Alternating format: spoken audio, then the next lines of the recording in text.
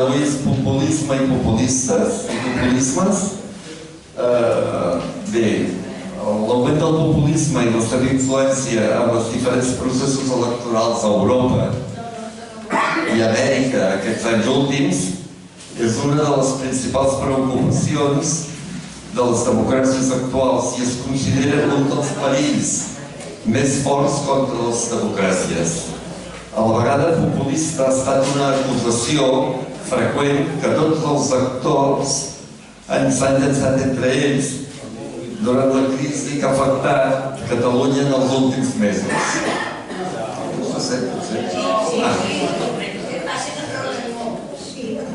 Bueno, així no ens han entenent, així no costa tant d'aguantar. Però quina és la definició precisa del concepte? Es pot qualificar aquest fenomen? Quines són les seves conseqüències reals? Hi ha un sol populisme o n'hi ha de diferents? Hi ha diferents moviments units per un mateix estàndard. El populisme és un fenomen de la dreta o de l'esquerra. Tota aquesta problemàtica és la que ens plantejarà la ponent d'avui, que és la doctora Eva Anduiza, que dirigeix un grup d'investigació sobre democràcia, eleccions i ciutadania a la Universitat Autònoma de Barcelona. I moltes més coses que els currículums diuen, però que ara no us entretindré perquè ens quedaríem amb el currículum i no la sentiríem al final. L'única cosa que cal dir de l'Eva Anduiza és que és una persona nascuda a Madrid, ha fet les Espanyes, Salamanca, Múrcia, etc. I ha vingut aquí, lògicament parla un català perfecte.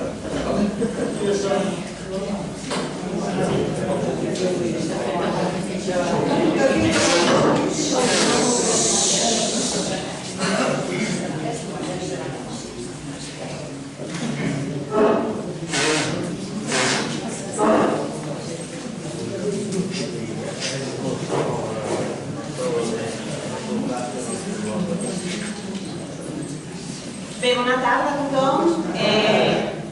Moltes gràcies per acollir-me aquí en aquesta aula oberta. Jo he preparat algunes transparències perquè ja sabeu que els professors ara ja no sabem parlar sense el PowerPoint. Llavors aniré explicant coses. Us convido a interrompir i explicar i preguntar el que us vingui de gust en qualsevol moment. Jo intentaré adaptar-me també a les vostres preocupacions, que potser no són les mies. Llavors, m'agradaria avui parlar de quatre coses, de quatre aspectes del populisme que em sembla que són interessants. Primer m'agradaria parlar de la paraula mateixa, perquè la sentim molt sovint i la fem servir i la fan servir amb certes intencions i m'agradaria que conegueu la recerca que hem fet sobre l'efecte que té la paraula, només la paraula, l'ús de la paraula. Després m'agradaria explicar, anar una mica més en profunditat i explicar coses que tenen a veure amb la conceptualització, és a dir, més enllà del que diuen els polítics i el que apareix als mitjans de comunicació, des de la ciència política hi ha una feina per definir què és el populisme. I aquí hi ha hagut molt conflicte, hi ha hagut interpretacions diferents, però hem arribat, no diré a un consens, però hem arribat a una definició que fem servir, que creiem que és interessant per explicar coses que passen al món avui. I per tant, parlaré una estona d'aquesta definició, de per què hi ha diferents tipus de populisme, no un sol només, no és un concepte unívoc, que trobem només un cas d'un cert tipus, sinó que hi ha diferents tipus de populisme, com el títol de la conferència explicava molt bé. I després m'agradaria parlar de dos aspectes més. Un que té a veure amb les explicacions, per què tenim ara mateix aquesta mena de boom populista i en parlem tant, quines són les explicacions que hi ha darrere els canvis, sobretot els canvis en els comportaments electorals i en les actituds polítiques de la gent que tenen a veure amb el populisme. Per què passa això? Per què passa ara? no tenim respostes, ja avanço, no tenim respostes definitives. Hi ha molt debat també a la disciplina sobre quina és l'explicació més important o la més rellevant o la que té més pes. I finalment m'agradaria parlar d'algunes conseqüències del populisme i en particular de les actituds populistes, que tenen a veure amb com pensar sobre la política d'una certa manera, que podríem denominar com populista, fa, contràriament al que podríem pensar o intuir, que la gent participi més en política i es mobilitzi. Bueno, començo i ja em direu si es veuen les coses que vaig posant aquí. Puja una miqueta. Posaré les ulleres perquè si no...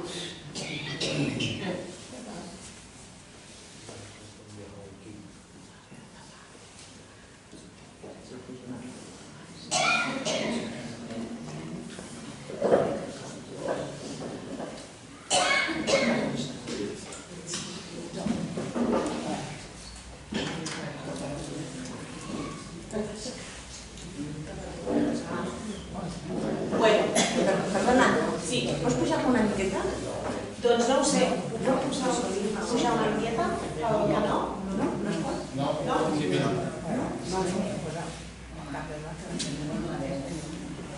Això és el màxim que pot pujar.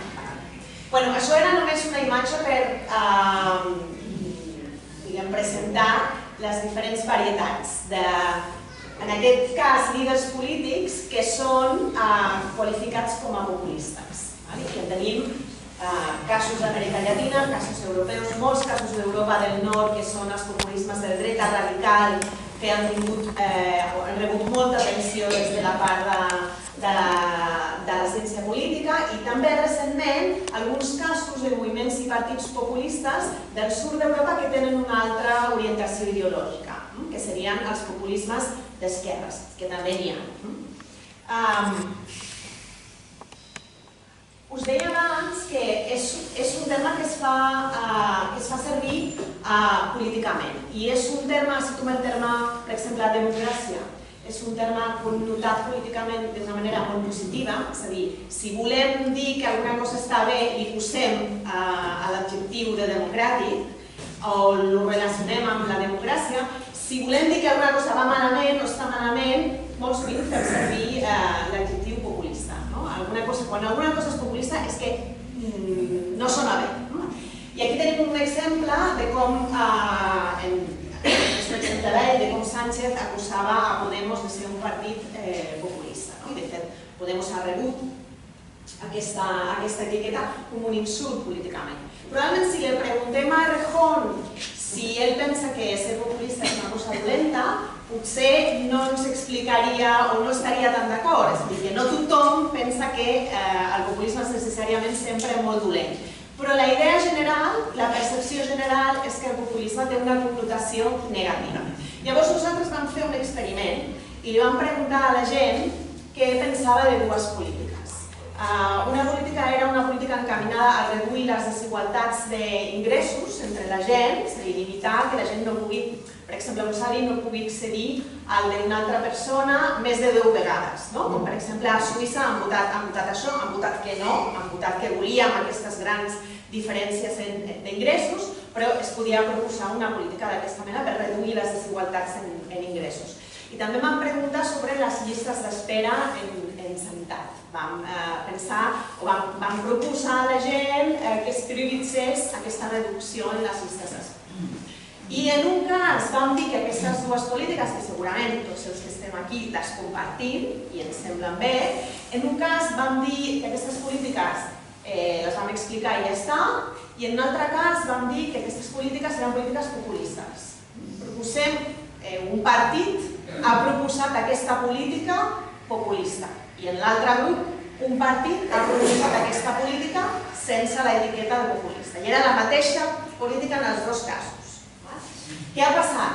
Que a la gent que li hem qualificat la política com a populista, la mateixa política l'ha valorat més negativament o menys positivament que la gent que no tenia l'etiqueta. És a dir, que comprovem que existeix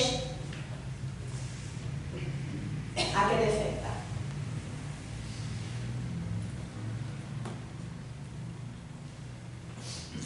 Això és senzill d'entendre, és només perquè veieu que quan parlem de salut i diem a la gent que volem que aquesta política vol reduir les llistes d'espera i només li diem això, hi ha un suport molt important amb aquesta política. Si posem l'etiqueta populista, aquest suport es redueix.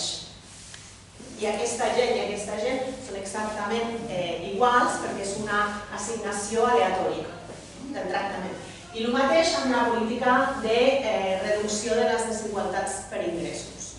Quan proposem una política destinada a reduir les desigualtats econòmiques, en el sentit de no permetre salaris molt dispars, el suport és elevat, no tan elevat com amb les llistes d'espera, és a dir, que la gent està més d'acord per aquest tema en general que per el tema de la desigualtat econòmica, però des del moment que posem l'etiqueta populista, això, el suport decau de manera significativa. I això és important saber-ho perquè, clar, estem treballant amb persones, amb polítics, amb partits, i aquesta paraula té una connotació, té un impacte quan es fa servir que nosaltres hem de tenir en compte. Però clar, què entén la gent quan sent la paraula populista? Doncs no ho sabem. No sabem el que la gent entén. Sí sabem, per exemple, que es fa servir aquesta paraula sobretot per referir-se a partits polítics o a líders polítics. I també sabem que és una paraula que cada cop es fa servir més. Això són notícies de premsa, mirem des del 2013 fins al 2017 i el que veiem és que hi ha un increment progressiu, com podríem esperar, que tots estem sentint parlar d'això. Llavors és una paraula que està present en el discurs polític de cada dia i que s'aplica als nostres partits i als nostres líders. Llavors, clar, com definim això? Hi ha algunes definicions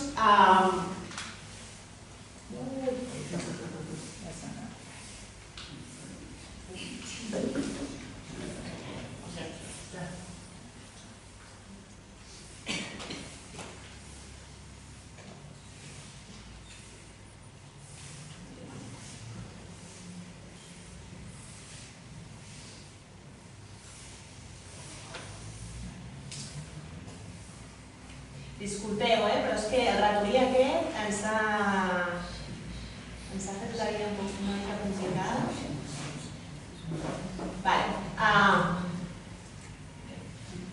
Aquest és un diccionari que fa un premi cada any, és el diccionari de Cambridge, i aquest any el premi ha sigut per aquesta paraula. Si nosaltres anem a la definició del diccionari, el diccionari ens diu que una idea populista, una activitat populista, el que vol és obtenir el suport de la gent donant-li el que vol. Clar, és una definició que a mi em recorda molt la definició de democràcia, perquè al final l'element del que la gent vol és un element que també està present a la definició de democràcia. I populisme no és democràcia. Ens podria recordar també a altres conceptes, com per exemple el concepte de demagògia. Però en realitat on volem arribar és el fet que aquestes definicions dels diccionaris no són suficients. Sabem que la paraula té un impacte que és negatiu, sabem que la definició o que el sentit que li donem té a veure amb oferir polítiques que sembla que és el que la gent vol però que no són necessàriament les adequades, que tampoc no està clar, llavors necessitem aprofundir una mica més. I és el que farem amb la definició que us proposaré.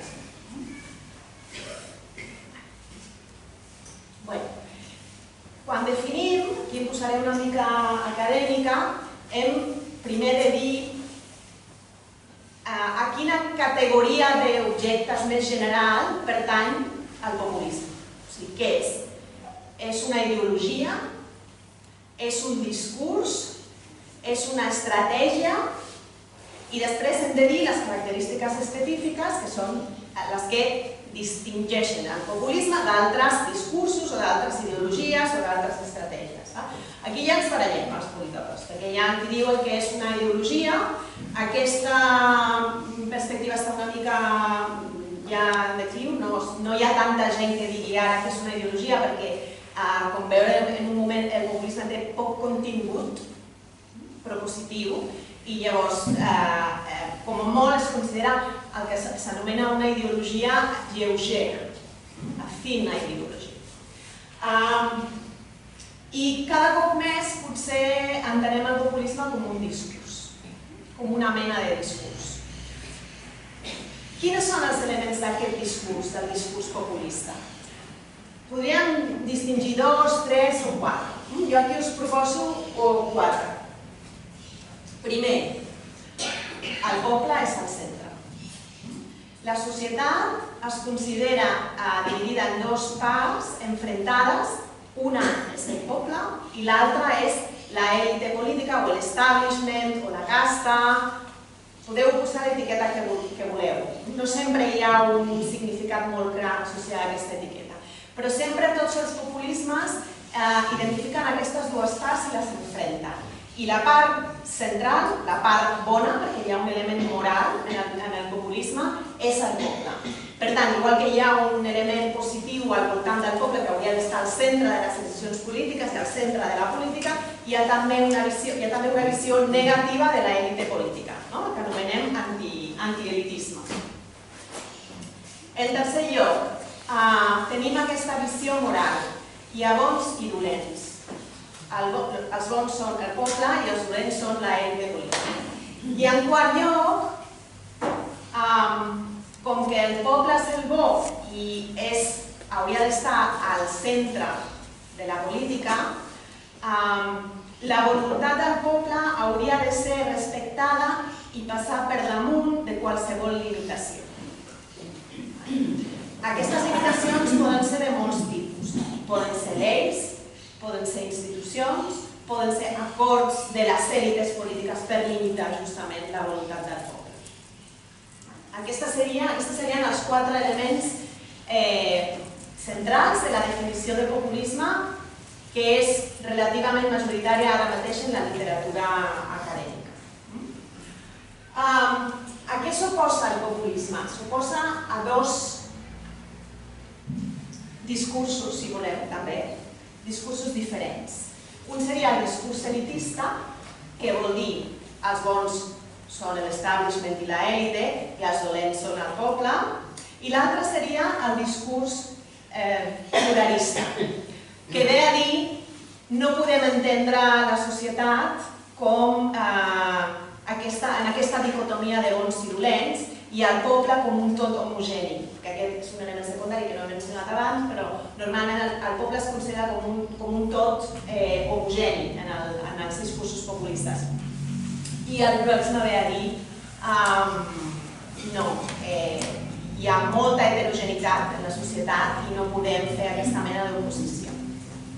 Jo ho estic explicant aquí d'una manera que no la trobarem en la realitat. És a dir, no trobarem en la realitat a un populista dient que ell no és pluralista, perquè el pluralisme també té una connotació positiva i per tant no és fàcil presentar un discurs contradictori. Són, per tant, tipus ideals que no els trobem purs en la realitat. Els trobem amb diferents elements i fins i tot, per exemple, en el cas de Podemos que comentava abans, es podria valorar si el discurs d'aquest partit no ha canviat de manera important i estarà molt menys populista del que era quan va néixer. O sigui que també podem trobar diferents graus en el nivell de populisme d'un líder o d'un partit o d'un moviment. I aquest nivell pot canviar i evolucionar. Bueno, exemples de com mesurem això. Bueno, aquesta era una cosa molt complicada, que ve a fer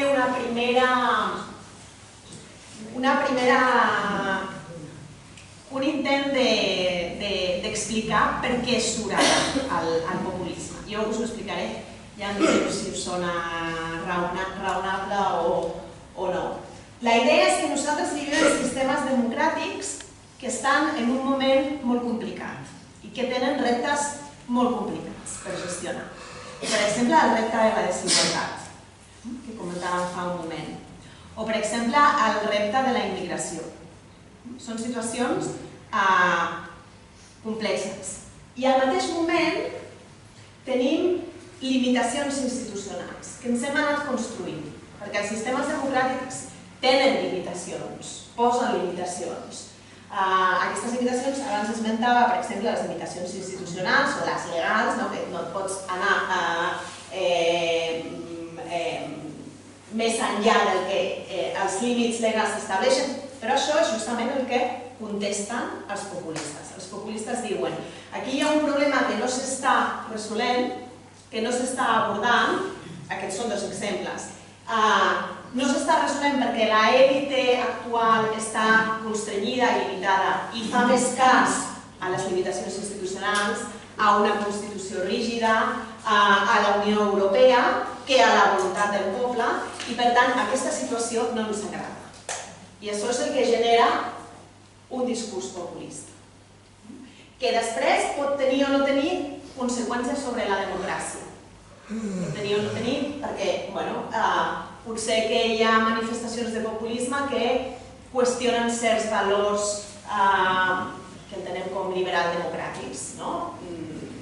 Per exemple, en el cas dels populismes de dreta radical del nord d'Europa, se qüestionen certs drets humans aplicats als migrants o als refugiats, que són valors propis de les democràcies liberals. Altres populismes, també els d'Europa de l'Est, Europa del Nord, però no només, molt fortament en Europa de l'Est, qüestionen la integració europea. La integració europea es considera un d'aquests constrenyiments a la voluntat, a la sobirania dels països i es qüestiona. Altres moviments poden suposar oportunitats perquè enfatitzen la importància que sigui el poble el que decideixi determinades coses. I això és un element molt important en els sistemes polítics democràtics. Les nostres democràcies són democràcies que neixen d'una contradicció, que és la contradicció entre participació i representació, justament entre participació i sobirania popular i les limitacions en aquesta sobirania popular. Hi ha discursos que van contra aquestes limitacions, hi ha discursos que van a promoure l'empoderament del poble dintre del mateix populisme. Llavors, això és només per dir-vos que hi ha diferents elements que podem anar analitzant. Primer, com han influït aquests reptes i també aquests constrenyiments sobre l'aparició de discursos i de partits populistes. Segon, com el populisme pot modificar el funcionament de la democràcia o de determinats aspectes de la democràcia. I en tercer lloc, com tot això pot dependre de coses molt diferents. No és el mateix un populisme d'esquerres que un populisme de dretes, no és el mateix participar al govern que no participar, i no és el mateix tenir un adversari, entre cometes, no populista, que tingui una estratègia o una. Això és un programa per anar analitzant el tema. Tornem una mica a com ho mesurem.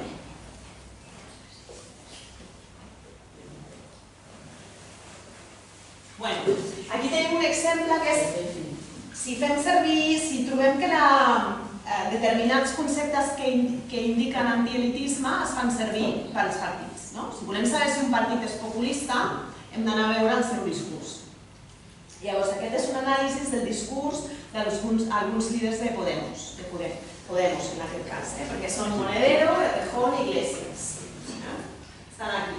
I aquí tenim el nombre de vegades que fan servir la paraula casta en Twitter, en els seus tuits. És una paraula destinada a desprestigiar l'establishment, els altres polítics que han estat al poder, etc. I veiem que el més populista és Monedero, no és sorprenent, però també veiem que el nivell ha baixat molt fortament. És un discurs que es concentrava a l'inici de la vida d'aquest partit. També podem anar a mirar els manifestos, el que els partits escriuen quan han de competir electoralment en els seus programes electorals, que normalment ningú no es mira els programes electorals, però hi ha uns investigadors a Alemanya que es miren tots els programes electorals per nosaltres i així no ens cal anar filant en prim, i llavors ubiquen a cada partit segons les seves propostes i el seu discurs en un eix que va d'esquerra a dreta. Els partits d'esquerra estarien aquí, els partits de dreta estarien aquí, i també en un grau, una escala de populisme. Si fan servir aquests elements del poble al centre, antilitisme, moralisme en les valoracions, etc. Llavors aquí veiem que hi ha una relació curvilínea, que vol dir que els partits que estan al centre normalment tenen nivells de populisme molt baixos. Són poc populistes en el seu discurs. Els partits que estan a la dreta, alguns, perquè no tots, alguns dels partits que estan a la dreta tenen nivells més alts de populisme. És a dir, que quan més extrem és el partit, el mateix succeeix a l'esquerra, quan més extrem és el partit, més populista és el seu discurs. Segurament, en aquest cas, la definició de poble és molt diferent a la definició de poble dels partits d'esquerra. Aquí un partit d'extrema dreta amb un discurs molt populista estarà definint el poble en termes d'identitat nacional.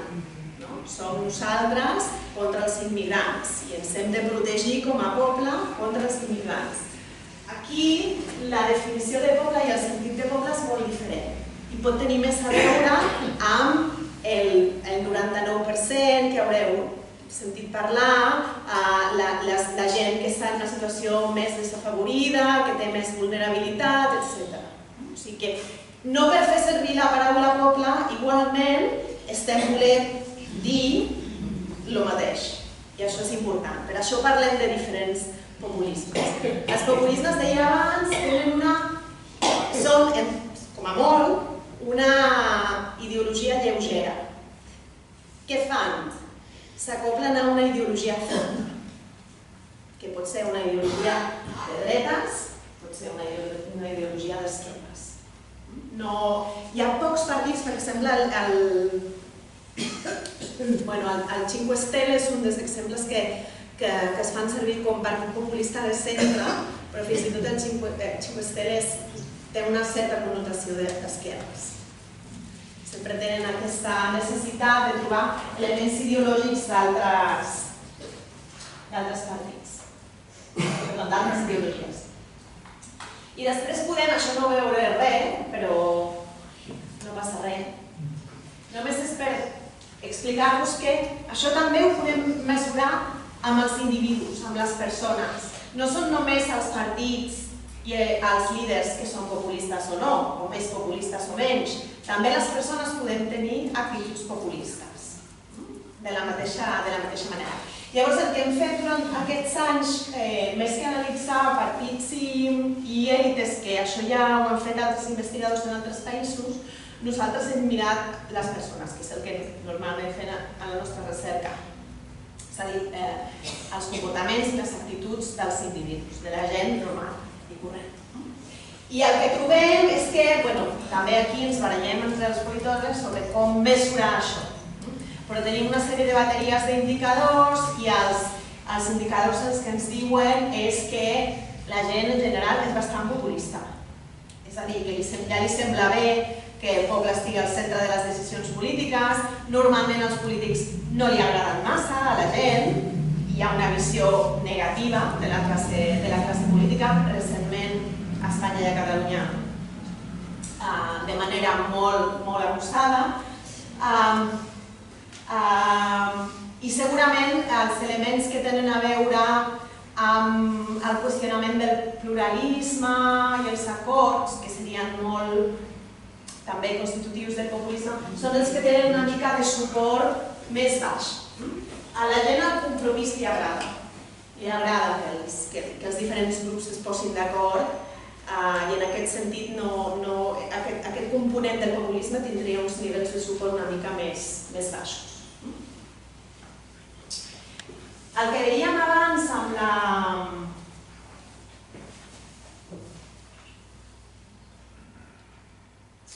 El que veiem abans amb la...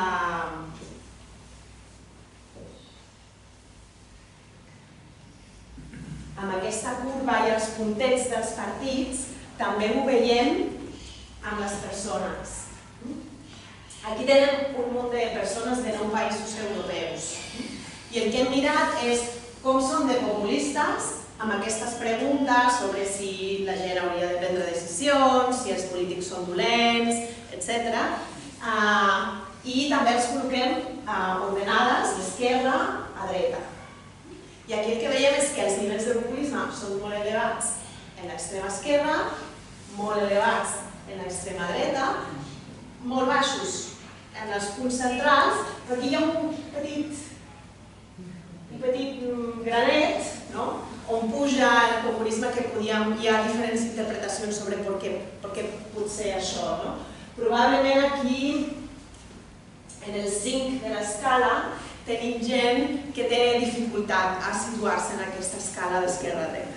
Normalment aquí ningú tindria cap dificultat en situar-se en aquesta escala, però potser en altres contextos sí que hi ha gent que troba més dificultats i aquesta gent potser també té una certa major propensió a estar d'acord amb el que li proposa l'enquestador. Aquesta és una de les possibles interpretacions. Si jo demano el grau d'acord amb una sèrie d'afirmacions, és sempre més fàcil estar d'acord que manifestar desacord. Excepte en Suïssa, que són molt peculiars i també tenen unes orientacions per respondre que els agrada més dir que no que dir que sí. En el reste del món a la gent li agrada més dir que sí que no que no. I potser aquest és l'element. En tot cas, la curva es reflecteix igual. Per tant, aquí ja s'està dient que tenim populismes molt diferents. Tot és populisme, però una cosa és molt diferent de l'altra. Si tornem als partits,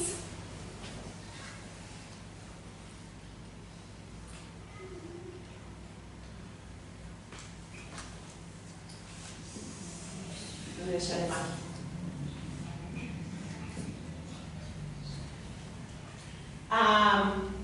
Podem intentar mirar què és el que hi ha darrere de tot aquest gran nombre de partits amb un suport electoral creixent que normalment etiquetem com populistes.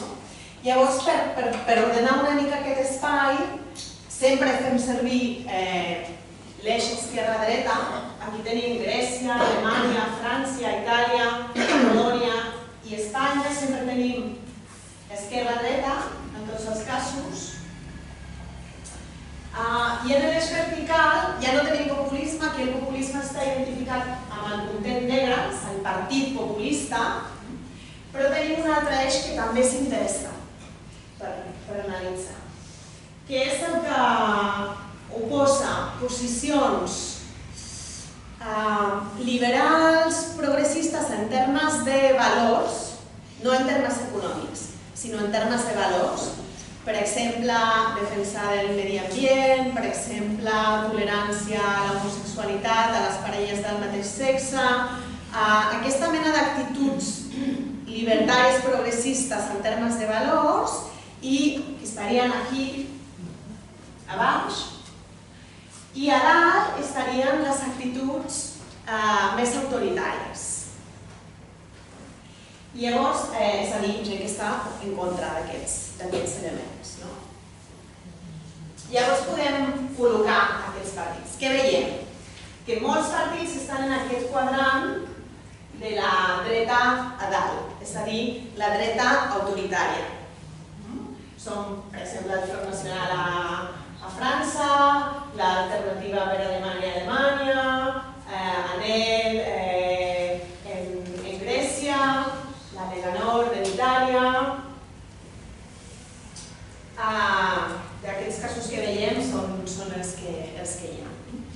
Però també tenim partits que anomenem com a populistes que es situen a l'esquerra en termes socioeconòmics i a l'esquerra o al costat llibertari progressista en termes de valors, que estarien en aquest quadrant.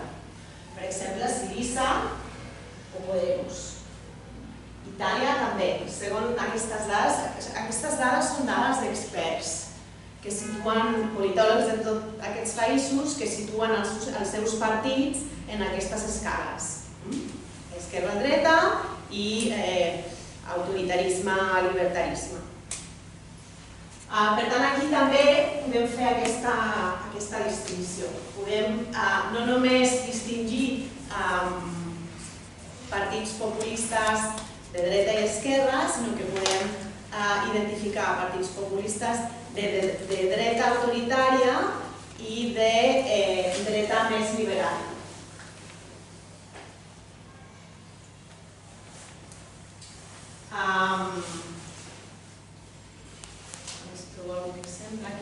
La dreta més liberal no està aquí perquè no està en aquesta mostra de països, però, per exemple, seria alguns partits a Holanda. Sabeu que Holanda és una societat molt tolerant, on la tolerància cap a l'homosexualitat, l'eutanàsia, està bastant present socialment. I llavors aquí els partits populistes de dreta, és a dir, xenòfobs, han tingut una evolució una mica diferent, perquè han agafat, per exemple, valors o discursos, discursos feministes, per exemple. És a dir, com que vinculen l'immigració amb l'islam i la situació de la dona a l'islam representa una contradicció amb els valors feministes que poden ser dominants en alguns sectors de les societats occidentals, doncs ells agafen aquests discursos i es situen en llocs relativament libertaris en termes de valors. Per tant, algun partit de dreta econòmica a Holanda el trobaríem aquí. No hi ha sempre, per tant, aquesta relació automàtica de partit populista de dretes vol dir partit autoritari també en termes de valor. Tenim per tots els gustos. Què fem amb aquests eixos? Intentem posar ordre i veure quines són les diferències. Aquestes diferències que veiem en termes de partits també les tenim entre els ciutadans.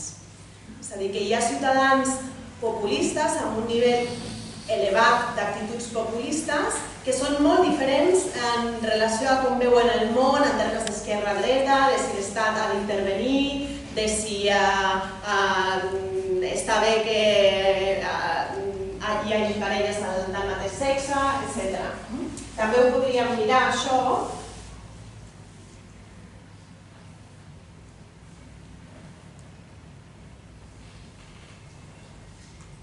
Aquí.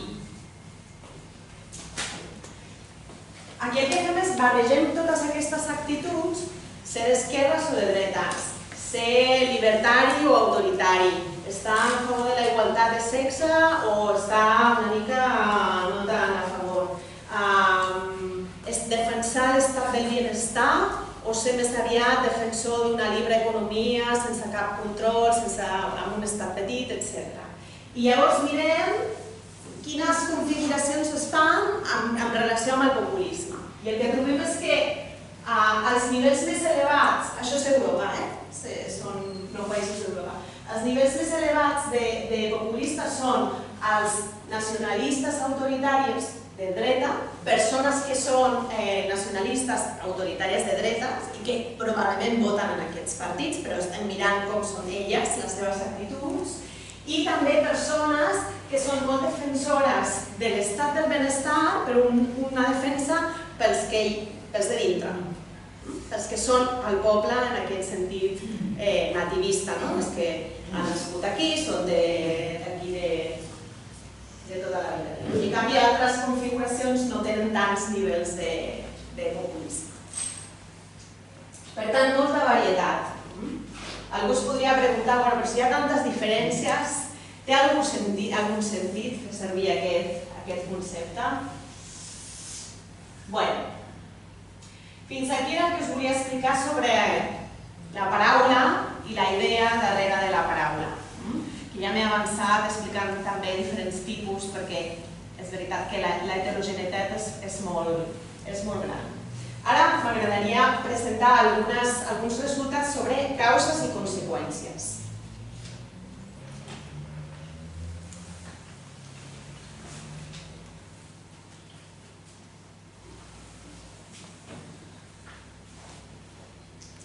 A veure, distingirem, perquè hem de fer una distinció, podríem fer 10 explicacions, podríem fer 15, 20 explicacions de per què els partits populistes i el vot creixent als partits populistes.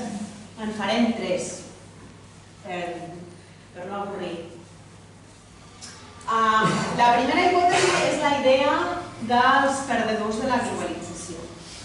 Ja us avanço que són idees que troben sempre un... Les dades són molt poc agraïdes, perquè tu tens una bona idea i les dades no te la recolzen com a tu t'agradaria. I llavors hi ha evidència a favor de cadascuna d'aquestes explicacions, però també hi ha evidència que les qüestiona i sobretot cap d'elles és l'única explicació. Sempre són explicacions barrejades, de moltes coses alhora, complicades i tal. Però bueno, per simplificar, la primera idea és la idea dels perdedors de la globalització. La idea que estem en societats en canvis socioeconòmics molt importants, la globalització és un d'ells i el que ha fet la globalització és generar una percepció de risc econòmic, particularment en alguns sectors de la societat.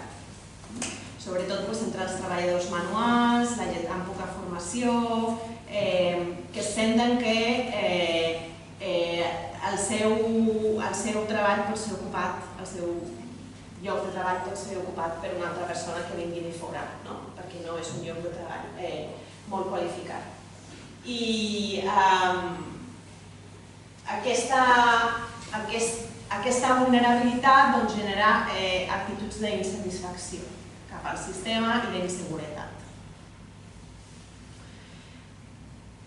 Hi ha evidència en favor d'això, relativa, ara us mostraré alguna, però també hi ha moltes coses que ens fan pensar que no pot ser l'única explicació, ni la més important potser. Per exemple, aquests partits de dreta radical xenòfoba neixen a les societats més riques i més igualitàries d'Europa, no a les més vulnerables en aquest sentit. Per tant, potser és una explicació que té sentit a nivell individual per analitzar per què aquests partits d'extrema dreta tenen un recolzament important entre treballadors manuals, per exemple, però no ens acaba d'explicar per què ara i per què allà. Les explicacions culturals sí que sembla que tenen més sentit o que ens donen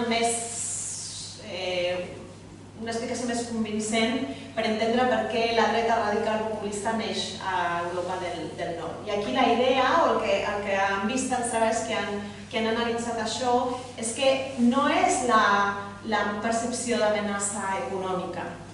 La gent el que té por no és a l'amenaça econòmica de perdre la feina. La gent sent una amenaça cultural. Sent que la seva forma de vida, que els seus llocs, els seus espais familiars, socials, el barri, el poble, s'han transformat amb l'arribada d'immigrants i això és el que genera la percepció d'amenaça. I això és el que sembla que han trobat la gent que ha estudiat això al nord d'Europa. Per tant, la reacció cultural és un element molt important. Això és també el que està una mica darrere de Trump als Estats Units. La idea de que l'Amèrica tradicional queda en segon pla i queda amenaçada per una societat que està en turbulència i en canvi cultural d'una manera molt ràpida i molt intensa. l'última o la tercera explicació és una explicació d'un polític que a mi m'agradava molt, que es diu Peter Mer, i que és més política aquesta explicació. La primera era més econòmica, la segona és més cultural i aquesta tercera és més política. I el que diu Mer és que té a veure amb el quadrat aquest tan complicat que presentava abans, és que els partits han sacrificat el seu rol representatiu perquè s'han allunyat de la ciutadania, perquè han ocupat les institucions i es preocupen molt més per les institucions que per els seus vincles amb la ciutadania, i això genera que el seu compromís més important dels partits sigui amb la responsabilitat, és a dir, fer polítiques responsables dintre dels límits aquests, els constrenyiments aquests que estàvem parlant, dintre del que vol la Unió Europea, dintre del que són els límits constitucionals, dintre del que són acords entre les forces polítiques que siguin, i això ha generat un espai perquè estan prioritzant la labor de generar polítiques responsables en comptes de la seva labor com a representants de la ciutadania. I llavors hi ha partits que aprofiten aquest espai, aquesta distància, que en el fons és un tema de distància.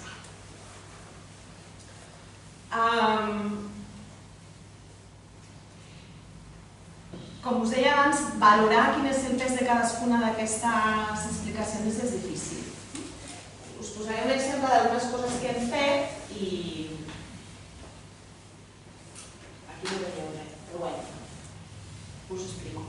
No mirem si és els perdedors de la globalització. Podem veure si la gent que té un nivell d'ingressos més baix, que té un nivell d'estudis més baix, que té una ocupació anual, té nivells d'actituds populistes més elevats que la gent que té més ingressos, més estudis i una ocupació no manual.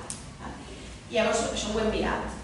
També és Eurovisió. Llavors, veiem que l'educació, si tens un nivell d'educació primària o secundària només, si no tens cap estudi universitari, tens una miqueta més d'actituds populistes, però és un efecte, no és significativa la diferència. És molt petita. Per tant, l'educació no és molt important. Ocupació manual és una mica... té una mica d'efecte. És a dir, que la gent que té ocupació manual és més populista, té actituds més populistes que la gent que té una ocupació no manual. Si estàs desempleat, no. Cap efecte. I en canvi els ingressos sí que tenen un efecte bastant important. La gent que té controlant, mantenint constant tot l'alta, controlant per estudis, edat, la gent que té més ingressos té menys nivell d'actituds populistes. És una forma de restar aquesta hipòtesi dels losers, dels perdedors de la globalització, que dona resultats ambivalents, perquè no són efectes molt importants. Podríem fer una mica més crisi, veure la crisi, per exemple, i veure si hi ha agravis que s'hagin generat durant la crisi econòmica i que puguin estar facilitant la formació d'actituds populistes. Per exemple, la gent que ha hagut de reduir despesa de diferents maneres durant la crisi econòmica. Aquesta gent sí que mostra uns nivells d'actituds populistes més elevats. Probablement està més cabejada. La gent que ha vist que s'han deteriorat les seves condicions de treball, també. No és significativa, però és una diferència. On trobem l'efecte més important? L'efecte més important el trobem en l'àmbit de les percepcions de la gent. No és si la gent ho ha passat fatal objectivament, o si té feina, o fins i tot si té una feina manual. és sobretot la percepció que té la gent de com va l'economia del país. I quan la percepció és que la cosa va mal, les actituds populistes augmenten. I és aquesta la direcció de la causalitat. Ja no s'avorriré amb proves de com va, perquè també podria ser que la gent que té actituds populistes digui que tot va fatal. Però no és així. És de la valoració de l'economia cap a les actituds populistes. Llavors, veiem que hi ha evidència de tots tipus. Aquí no hem presentat els resultats sobre les actituds cap a la immigració, que em sembla que seria interessant per la segona hipòtesi, la hipòtesi del canvi cultural. I aquí el que trobem és que depèn, perquè a Espanya actituds cap a la immigració i populisme no té res a veure una cosa amb l'altra.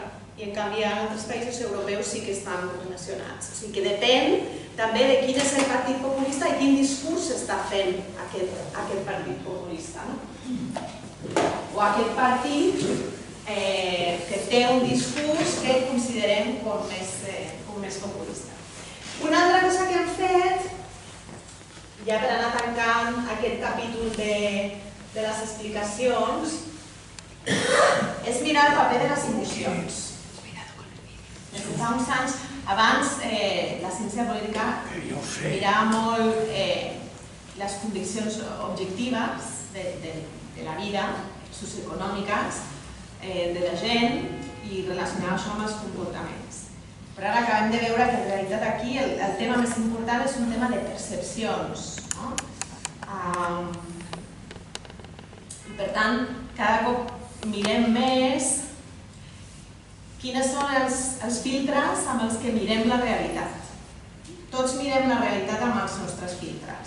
No mirem la realitat com si fóssim nens petits, sense cap expectativa, sense cap... I les nostres posicions polítiques ens condicionen molt a l'hora d'interpretar el que passa políticament. Ens costa sortir-nos de les nostres posicions. Llavors estem mirant com aquestes predisposicions afecten a les actituds polítiques, als comportaments, etc. I una de les coses que poden afectar és el teu estat emocional. I aquí hi ha una literatura que d'una banda oposa emocions positives a emocions negatives. Les emocions positives, per exemple, l'entusiasme, l'orgull. Les emocions negatives, per exemple, la ira o la por. I tots sentim aquestes emocions en diferents graus i aquestes emocions tenen conseqüències. Llavors, si la hipòtesi és els perdedors de la globalització hauríem de trobar un efecte important de l'angoixa. L'angoixa, la por a patir econòmicament hauria d'estar relacionada amb el populisme. Si en canvi el que tenim és més una explicació, si voleu, més política, de distància amb els representants, i de retreure als representants que no estan resolent els problemes i que no estan representant a la gent, això hauria de tenir més incidència amb la ira, el cabreig. Hi ha moltes coses que se saben de les emocions que ens fan pensar que hi ha una relació entre aquestes emocions i el populisme. Per exemple, en què se diferencien No és fàcil diferenciar una emoció negativa de l'altra, perquè moltes vegades un està cabrejat perquè és més fàcil estar cabrejat que estar angoixat. O sigui que les emocions poden estar una sobre l'altra i no és senzill separar-les com si fossin dues coses que no estan juntes, venen juntes. Però són diferents. I en què són diferents?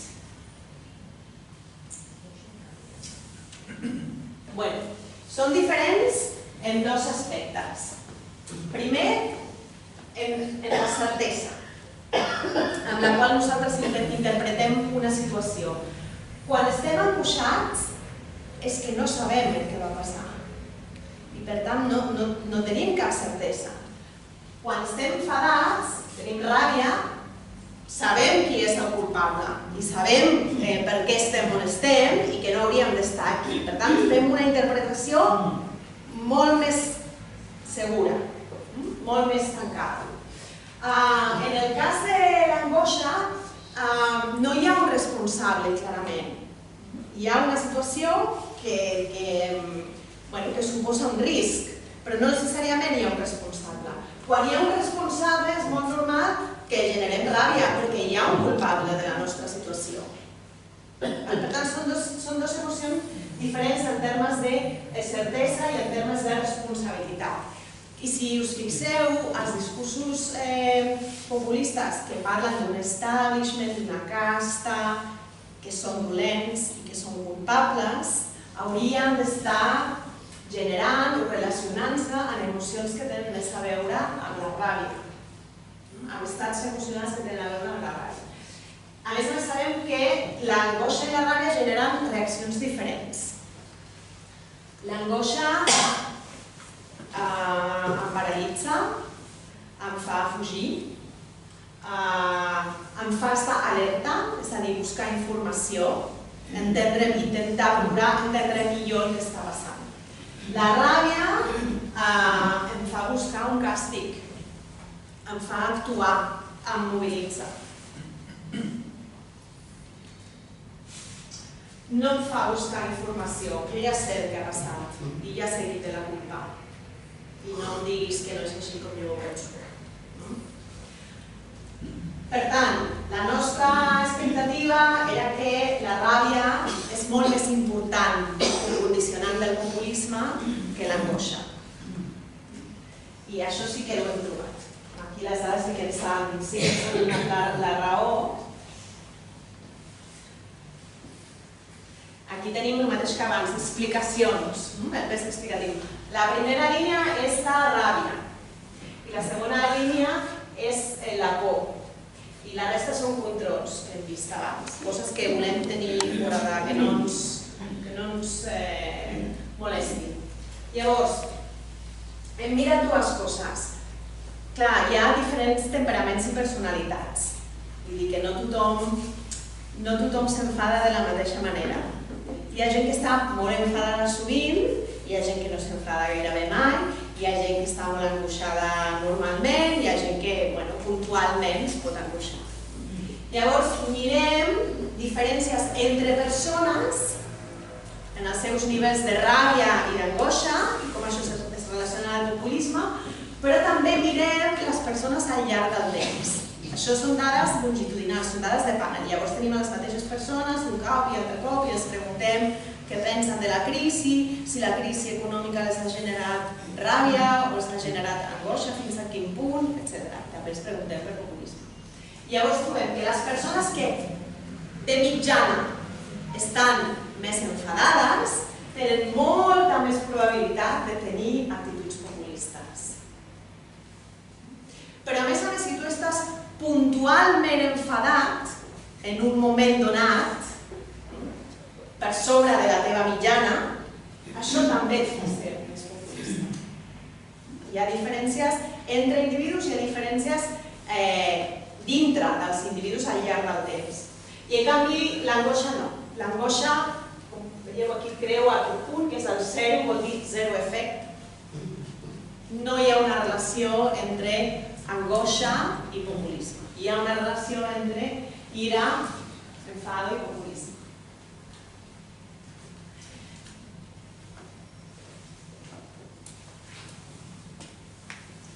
Bueno,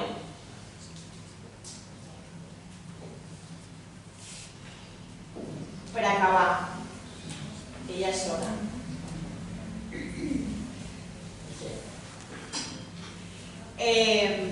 Té conseqüències el populisme, les actituds populistes en relació al que la gent fa políticament? Doncs sembla que sí. Sembla que la gent que té un nivell de populisme elevat, aquí tenim a la gent ordenada de poc populista en les seves actituds a molt populista. Els tres quadrets són mateixos. I tenen diferents indicadors de participació. Primer tenim un indicador que diu si la gent és sent competent políticament. I el que veiem és que quan més elevat és el grau de populisme, la gent es sent més competent políticament. I això té sentit, perquè al cap i a la fi el populisme és un discurs que diu que la gent hauria d'estar prenent les decisions i per tant la gent és competent per prendre aquestes decisions. També mirem que hi ha, o veiem que hi ha una relació amb la participació i la discussió online i el grau de populisme. Hi ha menys gent que té la participació a través de xarxes socials, sobretot, i el que veiem és que si aquesta participació si el populisme és elevat, aquesta participació és més elevada. Aquí podríem pensar que hi ha més coses, perquè està la hipòtesi alternativa. O sigui, no és que jo, com que he desenvolupat actituds populistes, immediatament em poso en xarxes socials a fer coses, sinó que potser si soc molt activa en xarxes socials estic molt més exposada a segons quins discursos. I això és una cosa que hauríem d'acabar de frenar, en quin sentit va la relació. També tenim altres indicadors, com per exemple la petició. Però el que és important és que aquest efecte positiu no és un efecte positiu per a tothom, sinó que és un efecte positiu per a alguns sectors en particular. És a dir, que el populisme no incrementa la participació de tothom en la mateixa mesura, sinó que incrementa la d'alguns sectors socials en concret.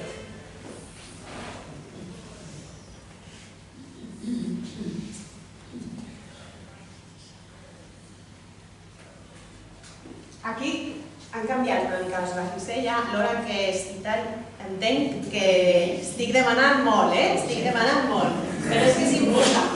Aquí tenim, per simplificar molt, gent amb molts ingressos, gent amb pocs ingressos. Molts ingressos, pocs ingressos, molts ingressos, pocs ingressos, els tres indicadors d'abans. I ara el populisme està d'una altra manera. Ara el que tenim és la gent populista, és aquesta línia més clareta. La gent que té altes actituds populistes elevades. Què veiem? Que el que fa el populisme és elevar la participació dels pobres. Motiva a la gent que té menys recursos econòmics a participar. I això és una conseqüència, per acabar sobre un to positiu en un tema que és bastant complicat, és una conseqüència positiva, perquè la igualtat política és un d'aquests valors de la democràcia que ens interessa. Hauríem de veure participació per a què, amb què fi i amb quin resultat. Però és una qüestió que ens ha cridat l'atenció.